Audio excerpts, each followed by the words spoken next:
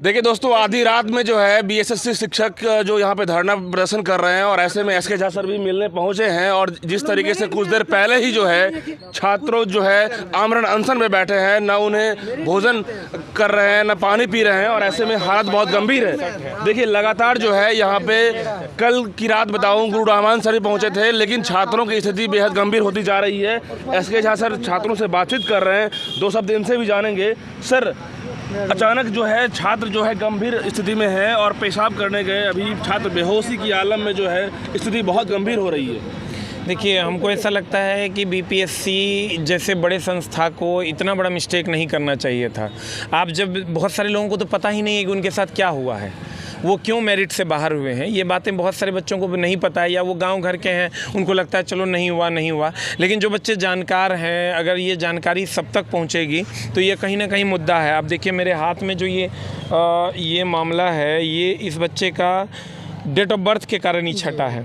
और कुछ बच्चे हैं जो एकदम बाउंड्री लाइन पे, आप इनका देखिए, कट ऑफ 60 है सर, 60 आया भी है। कट ऑफ 60 है और इनका 60 नंबर आया भी है, तब भी बाहर है। अब बाहर काहे हैं? बाहर इसलिए हैं कि सीट को गलत तरीके से भर दिया गया। अब गलत तरीके से कैसे भरा गया, और धमकाते भी हैं कि भैया हम ये कर देंगे, हम वो कर देंगे। अब जैसे इन लोगों का कहना जो है, इस पर या तो आप एक प्रेस कॉन्फ्रेंस करके बच्चों को बता दीजिए कि हमने ऐसा किया है, या ये ऐसा हम कर रहे हैं। सर ये 60 पे गया है, हम 59 क्वालिफाइड है। अब जैसे इन लोगों का कहना ये है कि जो नियोजित शिक्षक को आप इसमें समायोजित किए हैं, एडजस्ट किए हैं, आप उसको अलग से राज्यकर्मी का दर्जा दीजिए। एक तो ये बात है। सर छोटा मोटा नहीं है ना, मतलब 28,000 की संख्या में नियोजित क्या है। तो वो जो एक नंबर से बाउंड्री लाइन पे जो युवा है, वो तो ऑलरेडी नियुक्त है, वो ऑलरेडी जॉब कर रहे हैं, तो उसको फिर से एक बार जॉब देने का कोई मतलब नहीं है। तो एक मान तो ये का तरीका हो गया ना। दूसरा ये है कि जो लोग स्टेट फेल हैं, सीटेट फेल हैं और डीएलएड भी फेल हैं,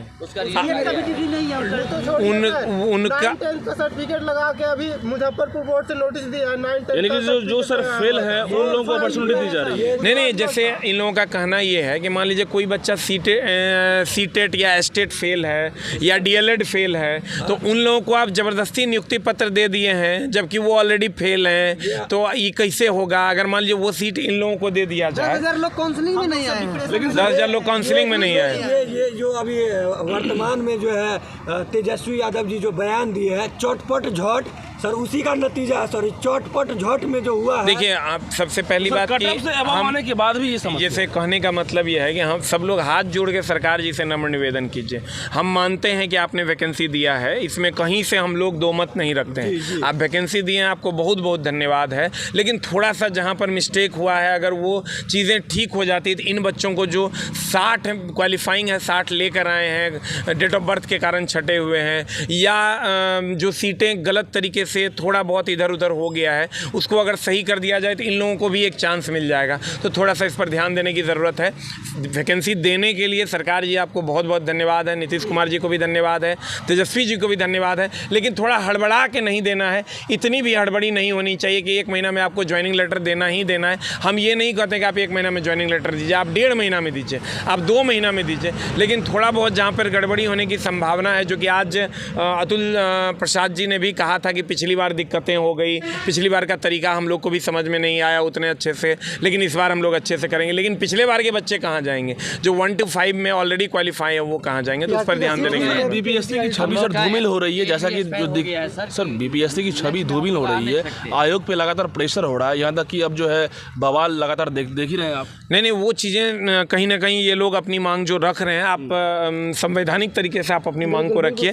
आप बहुत अच्छा कर रहे हैं, आप अपनी मांगों को मीडिया के माध्यम से वहाँ तक पहुँचाइए। मीडिया पर अतुल प्रसाद जी की भी नज़र है, क्योंकि हमेशा वो मीडिया की चीज़ों से अवेयर रहते हैं। पहली बार ऐसा बीपीएससी का चेयरमैन मिला है जो चीज़ों से अवेयर है, तो हम लोग उसको संवैधानिक तरीके से, आप शिक्षक हैं तो शिक्षक संवैधानिक तरीके से, जैसे आप अभी अपनी बातों को पहुँचा रहे हैं धरना प्रदर्शन के द्वारा, आप अपनी बातों को पहुँचाइए। सर क्या मोटिवेट करेंगे जो लगातार ये छात्र रात दिन हमको ऐसा लगता है कि सरकार कुछ न कुछ जरूर करेगी, क्योंकि सरकार अभी एक्शन मोड में है। जो आप मांगिएगा, जो आपकी मांगे होंगी, अगर सही तरीके से वहाँ तक पहुँच जाएगी तो जो इनकी मंशा है कहीं ना कहीं हमको लगता है कि वो पूरा कर दिया जाएगा। बिल्कुल। देखिए जितने भी सरकार है, देखिए सरकार जो है एक्शन में है और ऐसे में छात्रों की मंशा जो है, जो नौकरी के लेकर है, वो पूरी जरूर होगी। देखिए जितने भी अभी छात्र जो हैं ये लगातार गंभीर अवस्था में इसलिए हैं क्योंकि ये आमरण अनशन में है और जिस तरीके से जितने भी लोग हैं मोटिवेट करने आए हैं, एसके झा सर आधी रात में पहुंच गए हैं, तो कहीं ना कहीं एक छात्रों के लिए सपोर्ट है, सहारा है, हौसला है कि आधी रात में भी इन तमाम छात्रों के लिए आवाज़ बन करके एसके झा सर भी पहुँचे हैं और तमाम लोग और भी आ रहे हैं। और बीपीएससी आयोग को भी समझना होगा कि ये सभी छात्र यदि एलिजिबल क्राइटेरिया में हैं तो इन्हें नौकरी क्यों नहीं मिलेगा, ये बड़ा सवाल है। और ये इनकी जो धरना प्रदर्शन और जो आमरण अनशन है बिल्कुल जायज़ है। अब जल्द से जल्द संज्ञान लें, इनकी बातों को समझें और एक्शन में आए, तभी जा कर के हमारे बिहार में तमाम जो वंचित छात्र हैं नौकरी से लेकर के बीपीएससी शिक्षक की बहाली में पूरा एकदम क्राइटेरिया फुलफिल करने के बावजूद भी आज सड़कों पर उतर गए हैं, उनका भरोसा टूटे नहीं और नौकरी हो और उसके बाद जो है ये अमन चैन की ज़िंदगी के साथ अपना भविष्य बदल सके। धन्यवाद।